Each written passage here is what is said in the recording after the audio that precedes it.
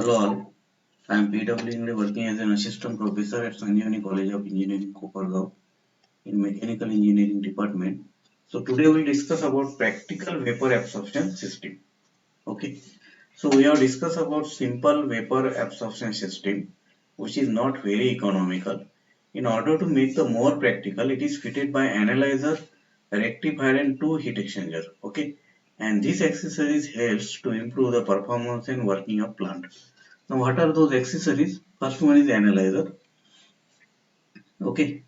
When the ammonia is vaporized in the generator, so in generator, what we are doing? We are separating the refrigerant from the water. Okay. So when ammonia is vaporized in the generator, now this vaporization is occurred because of what? Some external medium, maybe steam or maybe gas. Okay. So when ammonia is vaporized in the generator, some water is also vaporized and it will flow in the condenser. Okay, so that water vapor may be flowing in the condenser along with the ammonia vapors in the simple system. Now if these unwanted water particles are not removed before entering the condenser, they will enter into expansion wall where they freeze and choke the pipeline. Okay, now if this some water will be carried away by the refrigerant, it may enter in the expansion wall and it will freeze and choke the pipeline. In order to remove this unwanted particle flowing through the condenser, an analyzer is used. An analyzer is an integral part of generator and it consists of series of trays mounted above the generator. Okay, so you can see here, this is what the analyzer. It is provided with number of trays.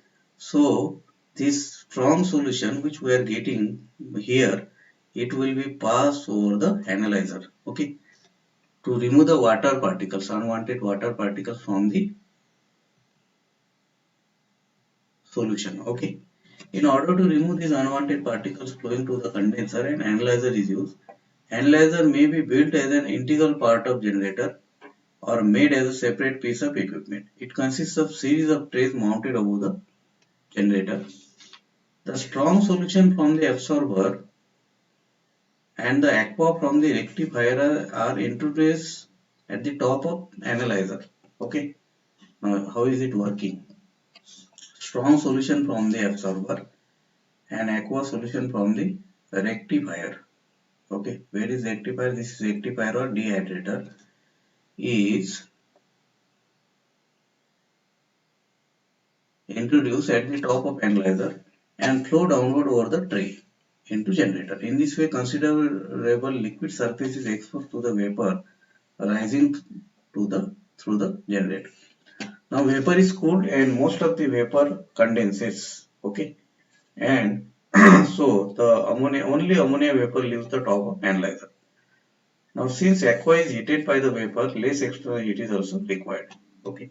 Now next component is rectifier. Now what is the use of rectifier? Suppose if in case of water vapor are not completely removed in the analyzer, then closed type of vapor cooler called rectifier or dehydrator is used. Some water particles may not be removed in the analyzer. Okay, that will be removed by rectifier. So rectifier is also known as dehydrator. Okay, so here again I am reading. In case of water vapor are not completely removed in the analyzer, the closed type of water vapor cooler called rectifier or dehydrator is used. It is generally water cooled and may be double piped, shell and coil or shell and tube type. Okay, so rectifier is used to rectify or dehydrate the water particles. The function is to cool the further ammonia vapor leaving the analyzer so that remaining water vapors are condensed. So whatever may be the water vapors which will be carried away with the ammonia vapor, okay, that have some heat, okay, so that will be cooled by using what? This rectifier. So only the dry or anhydrous ammonia vapor flow to the condenser. The condensate from the rectifier is returned at the top of analyzer by the drip return pipe. Okay, here you see this drip return pipe is used to feed the ammonia vapor in water form, okay, or liquid form. This is what the complete diagram. Now next part is heat exchanger. Here you see, here it is what? Heat exchanger. So obviously heat exchanger is used to exchange the heat between the strong solution and weak solution. Okay. So I'll read the function of heat exchanger. The heat exchanger provided between the pump and generator. You see here. Heat exchanger is provided between, this is pump and this is generator. Okay.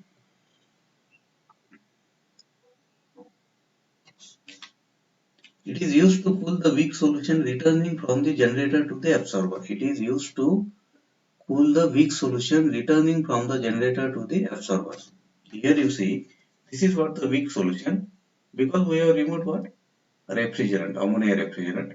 So this is used to cool the weak solution. Okay. Used to cool the weak solution returning from the generator to the absorber. Now solution where it is going? It is going returning from the generator to the absorber. Okay. So the heat is removed from the weak solution, raises the temperature of strong solution, leaving the pump and going to the analyzer. Okay. And the generator. This operation reduces the heat supplied to the generator and amount of cooling required for the absorber. Thus, economy of plant is increases. Okay. So there is a heat exchange between this weak solution and strong solution. Weak solution will get cooled and this heat will be absorbed by strong solution, so that some amount of heat will be saved, which we are supplying by heating coil in the generator. Okay. So this is what the use of heat exchanger. Heat exchanger provided between the condenser and evaporator. Again, one heat exchanger is provided here. Heat exchanger which is provided between the condenser and evaporator may also be called as liquid subcooler. Okay. In this heat exchanger, the liquid refrigerant leaving the condenser is subcooled by the low temperature ammonia vapor from the evaporator, and this subcooled liquid is now passed. Subcooled means what? In this heat exchanger, liquid refrigerant leaving the condenser, liquid refrigerant which is leaving the condenser is cooled. Okay. It is cooled by the refrigerant which is coming from evaporator. Okay. So it will be cooled so that you are getting low temperature and low pressure refrigerant before it enters to the evaporator.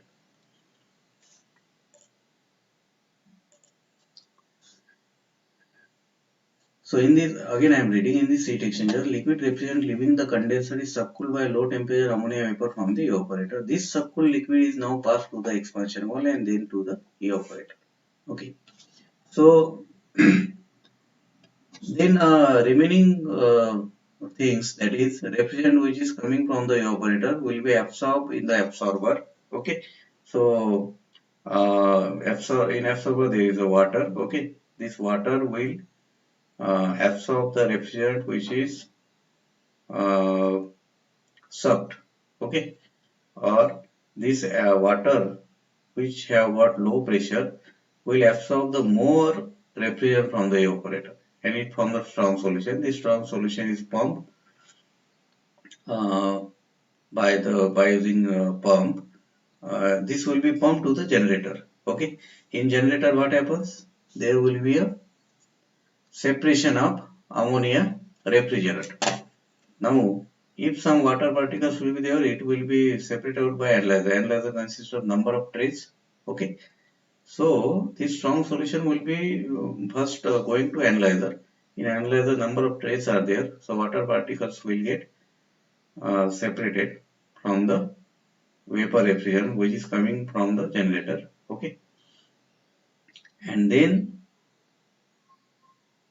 if again some water particles will be carried away by the refrigerant, ammonia refrigerant, which will be removed away by the rectifier or dehydrator. Okay, again by using some cooling medium, and it will be drip. It will be feedback to the analyzer by using drip. Okay, this way you can achieve what? cooling effect. Now, what are the advantages of vapor absorption system? So, in vapor absorption system, the only moving part of the entire system is pump, which has a small motor. Thus, the operation of this system is essentially quiet and is subjected to little wear. While in vapor compression system, the same capacity has more wear and tear noise due to moving part of the compressor. Next is the vapor absorption system uses heat energy to change the condition of refrigerant from the evaporator. The vapor compression system use mechanical energy. Here it is use heat energy, generally in generator, and here it is use mechanical energy.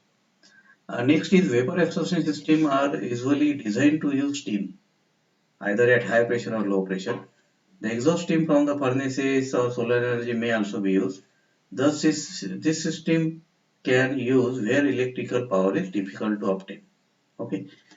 The vapor absorption system can operate at reduced evaporator pressure and temperature by increasing same pressure to the generator with little decrease in the capacity. But the capacity of vapor compression system drops rapidly with the lowered evaporator pressure. Next advantage is the load variation does not affect the performance of vapor absorption system. The load variation are made by the controlling quantity of aqua circulated and the quantity of steam supplied to the generator. Then in a vapor absorption system, the liquid refrigerant leaving the evaporator has no bad effect, okay, except reducing the refrigerating effect. While in vapor compression system, it is essential to superheat the vapor refrigerant. Again, this is very important. The vapor absorption system can built-in capacity well above 100 tons of refrigeration each, which is the largest size of single compressor. Okay. Then the space requirement and automatic control requirement favor the absorption system more and more as compared to vapor compression system. So this completes what? The practical vapor absorption system and advantages of vapor absorption system over the vapor compression system. So here we will stop. Thank you.